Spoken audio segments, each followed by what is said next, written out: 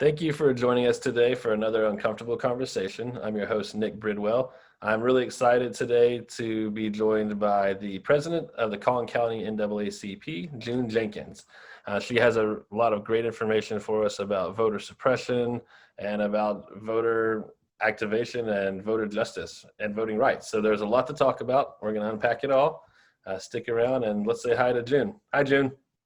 Good afternoon, Nick. How are you? We're doing great and just Good, excited here good. to talk about voting. I recently read an article that people with alliterative names are more successful and have more confidence. And so about to interview you. Last week I interviewed Gloria Granado. So we got two in a row. And I Okay, think we're going to prove that theory today. okay, okay. Looking forward to it. Looking forward to it. All right. So I guess the best way for us to kick off with our audience getting to know you is maybe just learning about your story and how you got involved in the NAACP. Okay, well, I've always kind of been involved with civil rights and advocating for people and advocating for the community, advocating even for myself when it comes to issues that I'm passionate about. So, quite naturally, it was a good alignment for me and my beliefs and what the work that I've done throughout the years when we decided to launch the branch in 2016 for the Collin County NAACP. It was relaunched as a result of the pool incident that occurred in McKinney that really caused a lot of outrage here in the Collin County area that such an incident could occur, and there was no local NAACP branch in the area. So, For right our about, national audience, since we have a national audience, would you mind just kind of recapping that incident? yeah, so back in 2015, there was an incident where an African American 15-year-old girl hosted a party at a pool in McKinney, Texas. And during the course of the party, some of the residents of the um, local community, the subdivision community, decided or felt uncomfortable and decided that they were going to call the police because they felt that I think probably if we think about it and look back on it, probably perhaps some of them felt as though she did not live in this particular neighborhood in which the party was being hosted. So I think that may have been the first issue there. And then the second concern was that a lot of people had come to the party. It was the last day of school. So a lot of students had gotten the word about the party and it had been put on social media. The police were called in, and immediately upon arrival to the pool, one of the police officers from the McKinney Police Department decided he was going to be the hero of the day and came up and basically just threw the young lady, who was probably all of 80 to 90 pounds, in a bikini with no apparent type of weapon or anything that could have caused him harm, immediately threw her to the ground. And then some fights ensued with some of the other students as well. So as a result of that, the Black community was really upset in which the manner in which the case was handled, the policeman and his actions, and all of the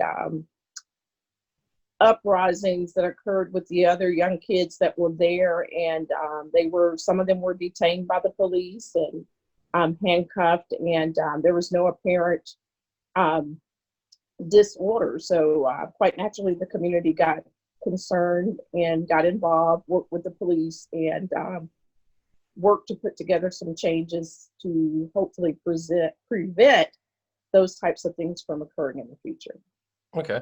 That's the origin story there, kind of how the Collin County chapter began. Yes. So Okay.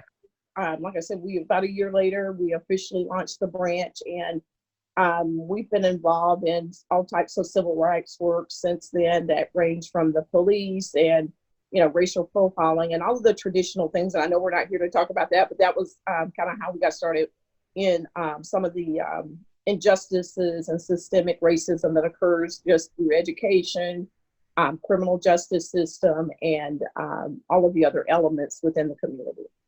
It's unfortunately something that we see entrenched in so many different aspects of society, and I wish I could say this is the only story like this that I've heard, even recently, and it's not. So it's good that we have organizations like the NAACP there to protect the people and defend the people who are involved. I guess a big thing that we want to talk about today is voting rights and voter suppression, and looking at the two things, and basically asking questions that will help people to understand the safer ways to vote, what are their rights, and how to avoid voter suppression, because it's so rampant. Research shows, if you dig deep enough, that while the GOP and Trump might be talking about voter fraud being a mail-in issue, it's really a suppression issue. We have things like Chris Kobach's cross-check program that were in place during the last election that eliminated tens of thousands of votes illegally.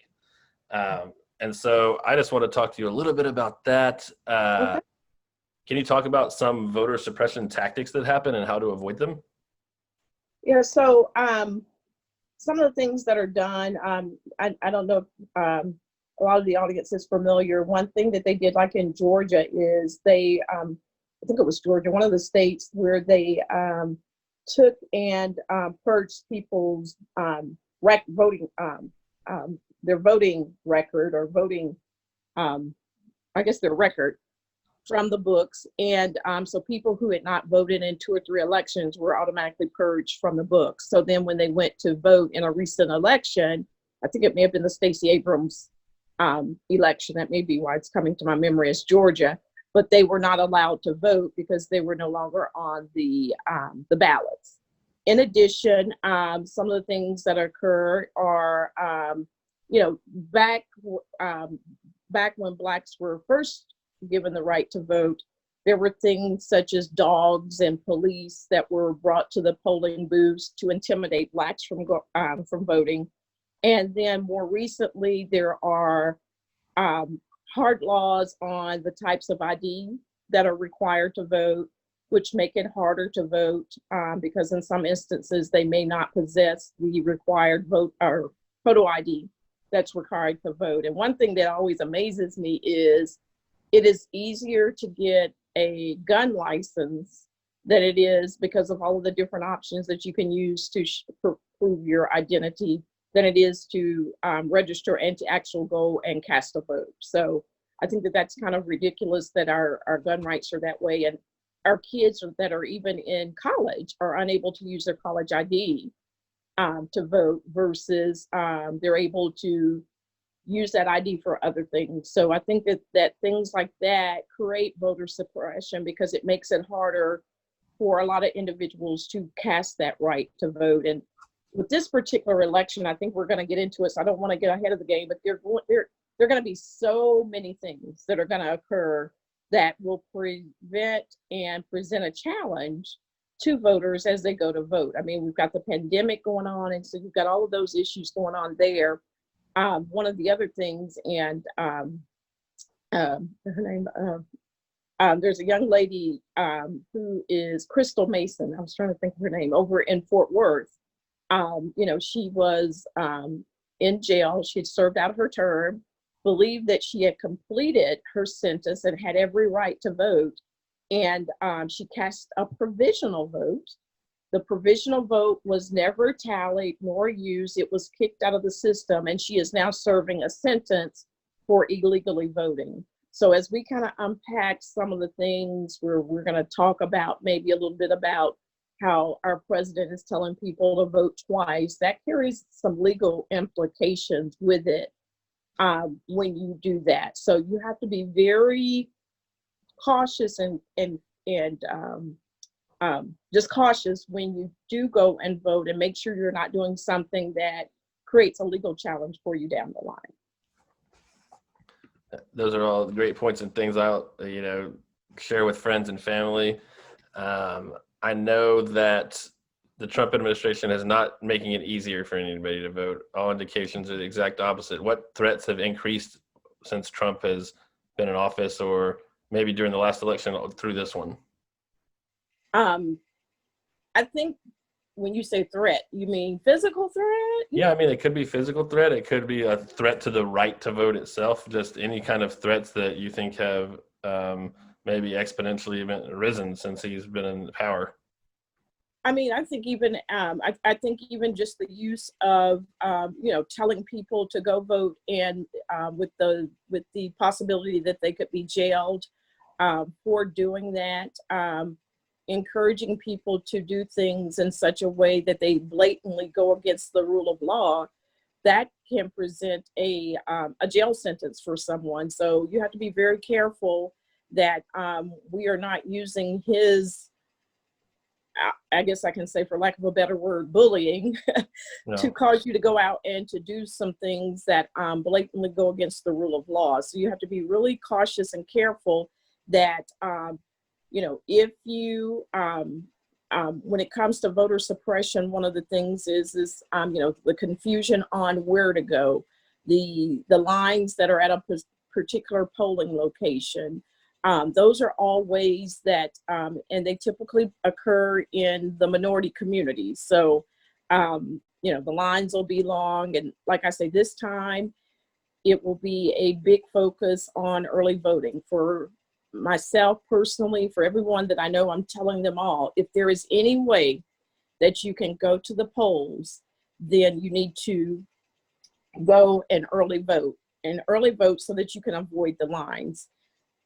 Another thing that could be occurring to suppress our vote is there's just mass confusion over the mail-in ballot and the absentee, requesting an absentee ballot.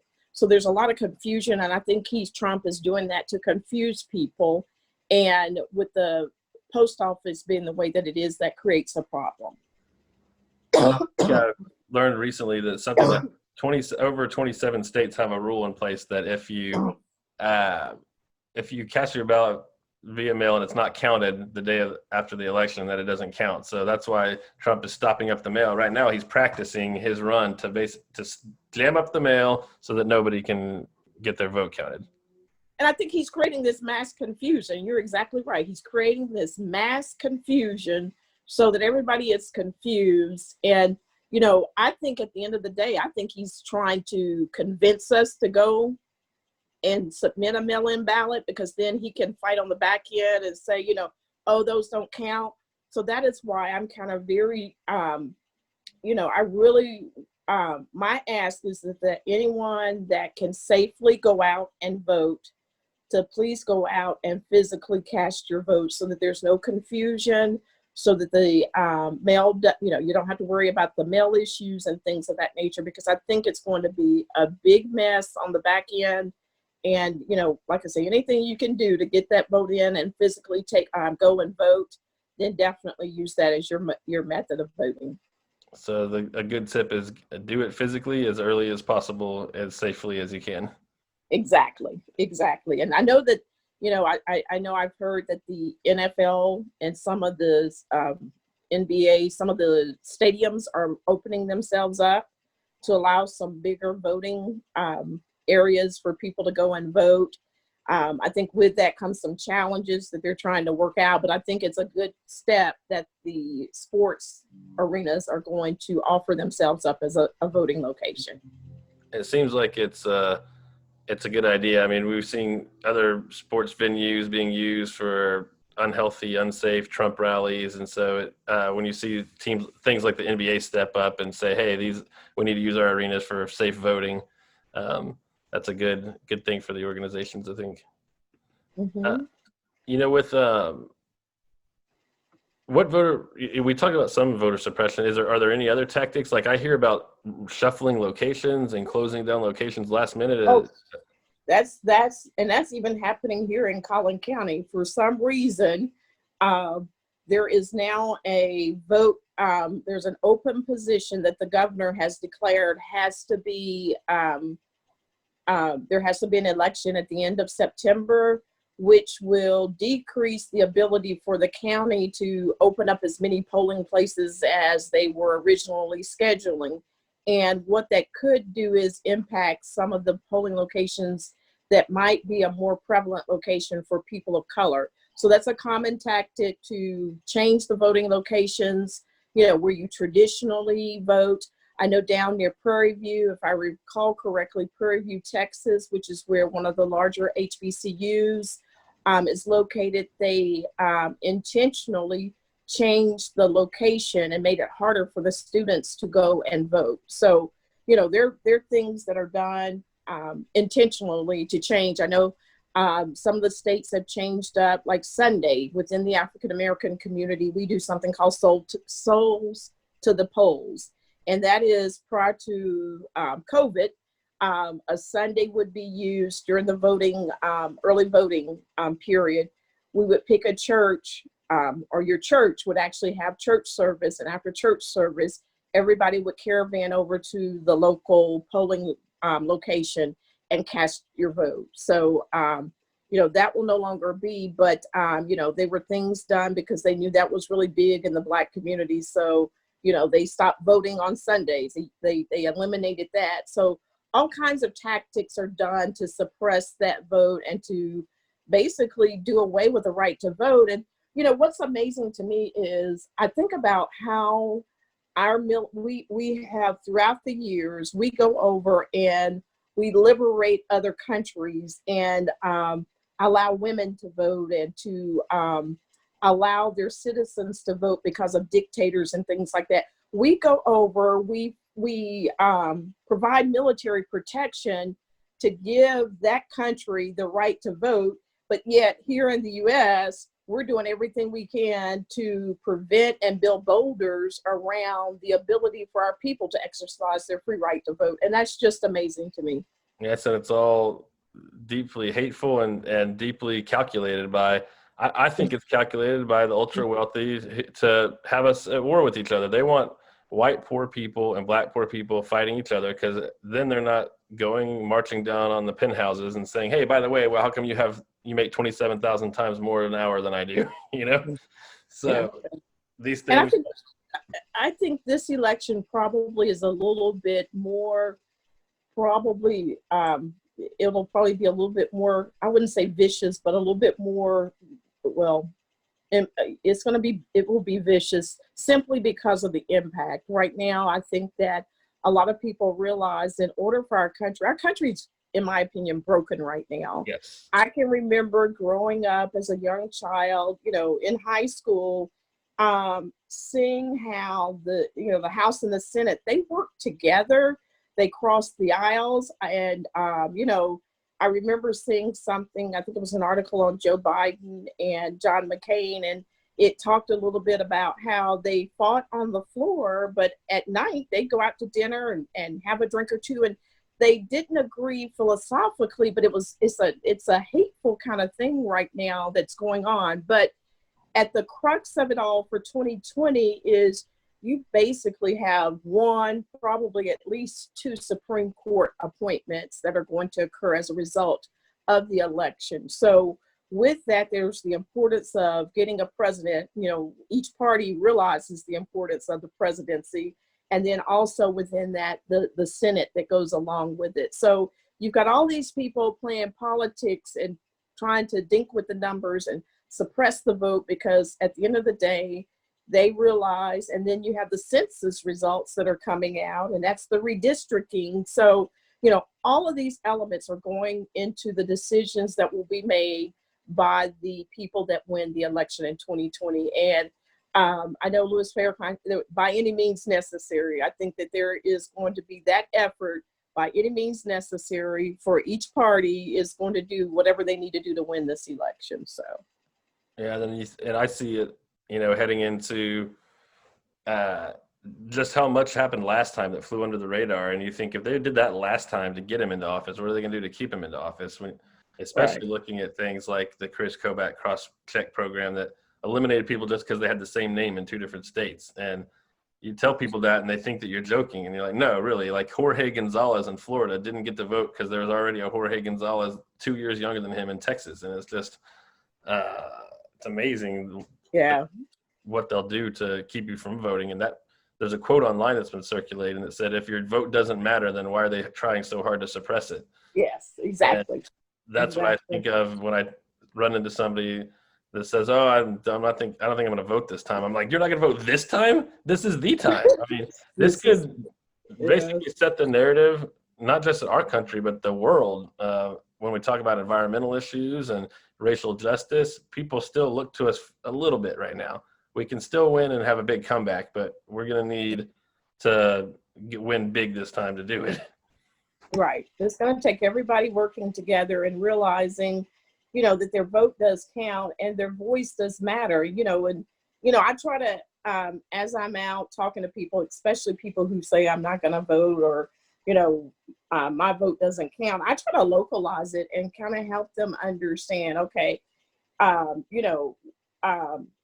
this occurs in the city. You want your roads to be better. Then you need to pay attention to those people that you're putting into office on city council, your state representatives. We don't get all the money that we can through Medicaid and Medicare. So, all of that matters when you are electing people at the local level. Those issues matter to you. And those are the people you can influence the most. You can't walk into the president's office in Washington, D.C., but you can walk into your local state representative's office and demand change and voice your opinion and work for change. So I think we have to do a better job of localizing our voting decisions. That's so true. When you take a character as polarizing as Donald Trump and stick him in the office, all eyes are on the top of the pyramid, when really that's what gets us into the mess. Anytime we trickle down, that's when we're in trouble. We got to go backwards the other way from the ground up, and then we can build something wonderful. Mm-hmm, mm-hmm. With the NAACP, I know you have a lot of efforts coming up, but just what would you say about how important it is for Black voters to get out and vote in 2020? Oh, it's critical. I mean, it's critical in terms of all of the issues that impact people of color on a daily basis. I mean, healthcare. I mean, we look at the pandemic and what's going on. Education. We look at the decisions that Betsy DeVos has made. Those things that impact us, the environmental issues that we have that go on, economic development, the focus that is not being placed on small businesses, which you have a lot of minority-owned small Black businesses versus these large corporations that are given tax breaks and things like that. So I think that the issues that go along on this year's ballot are a crucial and critical part of understanding as a part of that, the issues that impact what we do as the NAACP that are on the ballot. So it's important that as the NAACP and as a community that we understand each one of the elements and the things that we are trying to accomplish, and putting in the right set of people, the right Congress people that will work with us and advocate for those things that are important to us. While we cannot endorse we're nonpartisan, we do focus on those people and those people who support the issues that are important to us. We have, with the pandemic, it has come out, sometimes we live in Collin County, but which is one of the wealthiest probably counties in the country. But with that wealth, everyone's not wealthy. So you do have people here that with the pandemic who don't have access to the internet, who don't have access to childcare because they've lost their jobs or because they've got to go back to work as a first responder. So all of those things matter and are important, and we have to work collectively together to put people in office, in my opinion, who are going to advocate and do things to make our communities one in which it is reflective of everyone, not just the wealthy and not just a certain race. So I think that that's very important. Yes, so important. And especially when you look at, we're one of the wealthiest counties, but then who gets the opportunity? I know you and I have spoken before, and you told me an astonishing statistic. I think there was something like 1% of Plano's city buy goes to minority-owned businesses. And less than 1%. Less than 1%. So yeah. we're talking about, and that's all cities. And that's all cities. Not, I don't want to just isolate Plano, but yeah, that's in all cities in Collin County. In Collin County, okay. Yeah, Mhm. but still, you have this big, like all these big companies moving in and all these big corporations, but it's important to the community that the local governments back up the people who are building the community and Right, right, right. keep voting. Stay involved in local politics and try to understand who those candidates are. There's a lot going on at the top of the pyramid, but we gotta watch all levels of government. And and if I could say this, because we're focused on vote, making sure that we get out and vote. What my hope is through this, I would be remiss if I did not say this, is that we have to make sure that our local government and all levels of government are reflective of the people that live in the community.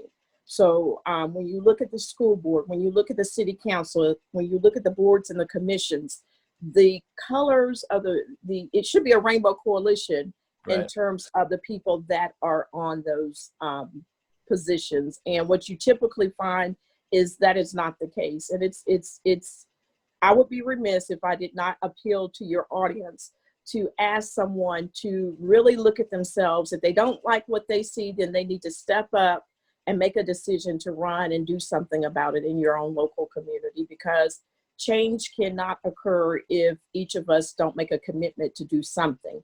And somebody has to step forward and make that change, make that decision to make change and to run for office. Do you think with so many people enlivened by current times and emboldened that you're closer to something like a Fred Hampton Rainbow Coalition with as many different people coming together to do something important? I think so. I think that if you even look in the House, you have the Quad. Is it the Quad? I think they call themselves the Quad that came in the in this last session. So I think that you're going to see a reflective hue of all people, all backgrounds coming together to work together, but to realize and to support each other so that we have a more collective voice as we move forward. That's good. I know I've thought about it too. I think I'm a better journalist than a politician, but I'm happy to support the next guy around. Yeah. Yeah. What are some tips that you might have for voters going out, Black voters, any voters, to help secure their vote? First of all, I would suggest there is a website, and I think it's vote.org. Mm-hmm. There is a voting website where you can go out and validate that you are registered to vote. So that would be my first thing, is make sure that you're registered to vote. The second thing is to go to your local county elections website, and there you should be able to find a sample ballot for your particular address so that you know what the issues are and know what you have to carry with you when you go to vote. So, in terms of the photo ID, making sure you understand the locations and understand here in Texas where I live, our early voting starts on October 13th. So understanding the dynamics of when your early voting opens, what do you need to take with you when you go to vote? Where are all of the locations here in Texas where we are? We have the ability during early voting to go to any location and vote. And on election day, I believe we have to go to our particular polling location for where you reside. So make sure you understand the dynamics of what it is you need to do when you go and you early vote. And then the next thing I would suggest you do is that you print out a list, the ballot, and understand who all is on the ballot so that you can go and do some op-ed research, do your own op-ed research on each of those individuals. And then the other thing is make sure that when you do go and vote, that you start at the top and go to the bottom. Here in Texas this year, we no longer have straight ticket voting. So what that means is that you can't go in and select a particular party. You've got to go in and you have to select each person that you would like to vote for. And actually, as I talk about that a little bit, Nick, that could be a part of voter suppression, because when you look at a lot of the elderly, I know that a lot of them have complained that this year they no longer have that, and they've got to, stand there at the booth and I mean, they can get a chair, but they have to stay at the booth and basically tick each question. And my understanding was, I think we have a 16-page ballot here in my particular county where I vote for my precinct. So, Wow. making sure you understand all that's on the ballot and go from the top to the bottom. Like I said, the reason you got to go to the bottom is because those people are who you can influence the most, and make sure you vote in each one of those particular categories. Thank you so much. Yeah, I know I've been to vote before, and there have been people who are all too happy to hand you a ballot, and they might not be on the same team as you are. So it's a lot better to bring your own ballot, because there will be people there to provide you with a straight down list, but it might be the opposite party. So it's Right. sample ballots are so important to help you understand who you're voting for in your area. Right.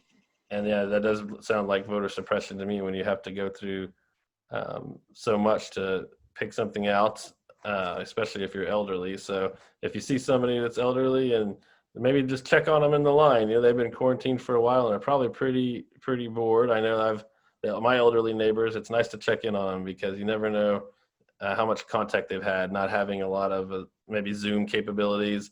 If you've tried to Zoom your grandparents like I have, it's not too easy. So Yeah. sometimes it's good to check in person if you can on them. What is there an election day checklist or something that you have?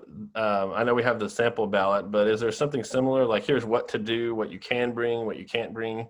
They're on the county website, on your county election website, there will be a list that is there. I know for our branch of the NAACP, we will be publishing that on our website, but also in all of our social media outlets. And that will be something that will be made available.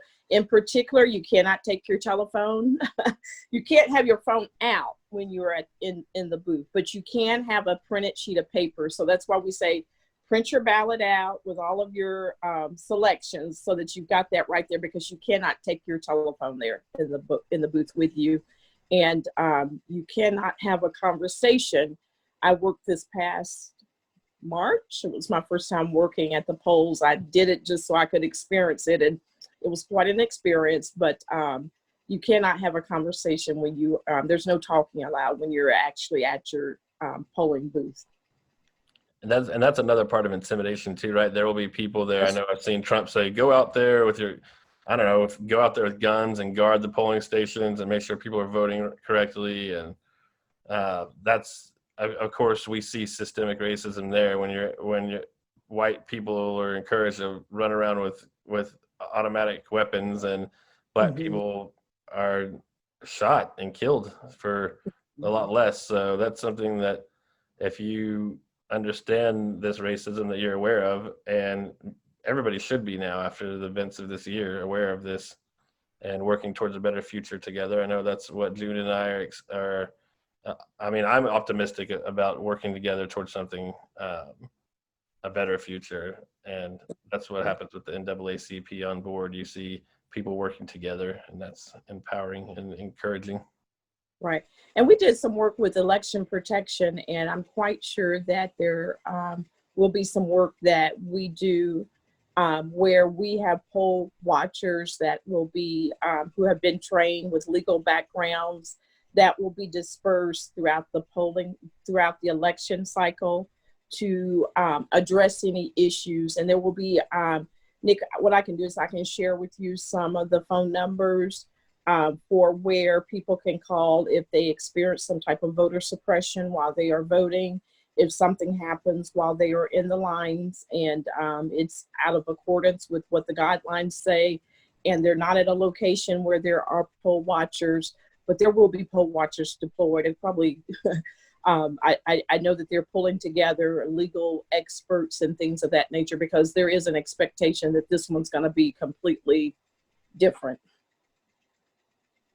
What else do you think that might mean? And we've gone over some things. Is there anything else that they're anticipating, any difference or anything, any scare tactics, any? I would not be surprised to see anything occur. Like I said, I think the biggest thing is going to be through the the refusal to get ballots safely to people who want to request an absentee ballot. I think that's definitely a form of voter suppression. And with the pandemic going on, it should be a no questions asked type thing if someone requests to have their ballot mailed to them. But like I say, my theory is because they're doing who knows what with our post office, if you have any means necessary that you can go and physically vote and go early, to use that as your option, because election day is going to be chaotic. I can only imagine.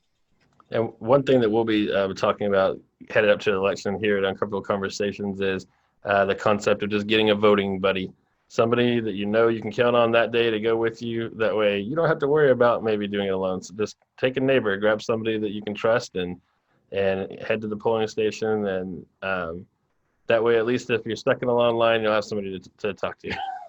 Yeah.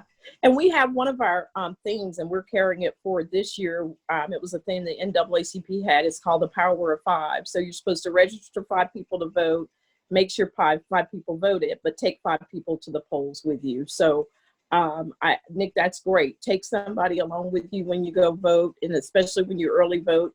And because our churches and things of that nature with the well, there's no longer a quarantine, but with the restrictions with the pandemic, is that, whatever you can do to assist someone to go to the polls, please by any means make that happen.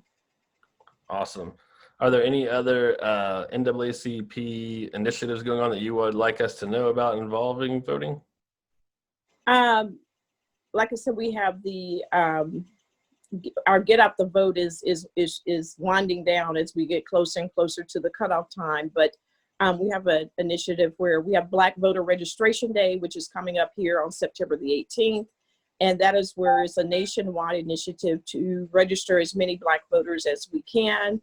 The next thing we have is that we are going door to door, putting door hangers and postcards on the doors within the Black community, reminding people of the upcoming election, reminding them of the deadlines for the mail-in ballots, the deadline for when the mail-in ballot would have to be received, and also the dates for early voting, as well as a link to the voting locations in our given community. So we are working collectively with other Black organizations here in the Collin County area, bringing forth, we feel we're stronger together. That's a part of what our theme message is, that we're stronger together, and that we will work to canvass our community and encourage people to go out and vote, and to take 5 people when they go vote. All right. So we're going to officially change our grab a buddy to grab 4 buddies and promote that too. So try to get 4 buddies out to vote, and we'll all do that. And you heard it here from June Jenkins. This is going to be an election where we don't really know what's going to happen. So the only thing that we can do is make sure that our votes count and make sure to get out there and do it. And let me add this on, if I can say this real quickly. When we vote, when we turn out, we win. And, all it takes is us making our decision and making up our mind. We're going to vote, and we're moving forward. I think back to when President Obama, of course, that was a significant occasion in the Black community, but we made a concerted effort with pride to go out and to vote. So hopefully we can take some of that momentum that was back then and bring it forward, because this is an election of a lifetime, and the decisions made by the next president will change generations to come. So it is important and critical that we get people that advocate and believe and support those issues that are important to us as a community. And I know you're not able to directly endorse a candidate, so I'll do that for you. Everybody watching here, please go out and vote for Joe Biden. We have the opportunity here to put somebody into office who can make some positive changes, even if they're not the Bernie Sanders level sweeping changes he wanted. They're on the way there, and he is meeting and working towards some more progressive policies, which I think could benefit people. And then when you look at the alternative, you see that it's a choice between looking towards the future or being stuck in a rut of the past. So think about that when you go vote, and definitely get out there and make that happen. Is there anything else that you wanted to say before we? No, I think that's it. I think that, while I can't endorse a candidate, I think you hit the nail on the head. In terms of looking at what and who advocates for what it is we believe as the NAACP and for the accomplishment of the mission statement and moving forward those issues that will impact the Black community. Very clearly, as you look at Joe Biden, he has the platform and the ability to implement those things, which has not been demonstrated by the current president that is in office. I'll just say it that way. That's a good way to put it. Actually, I checked and at the RNC, there was no platform. So on the one hand, you have tomes and tomes of papers and documents and thought processes that go together for the betterment of the entire planet. And on the other side, you have not a lot. So let's all make that vote happen. And thank you so much for coming in here to talk to us today, June. Thank you. Thank you. Mm-hmm. Hi, I'm Nick Bridwell, the creative director of Uncomfortable Conversations. If you were impacted by this video and you think others could benefit from it, then we just ask that you please like and subscribe to our channel. That way we can bring you more content. Thank you so much for coming back to us, and we wish you the best.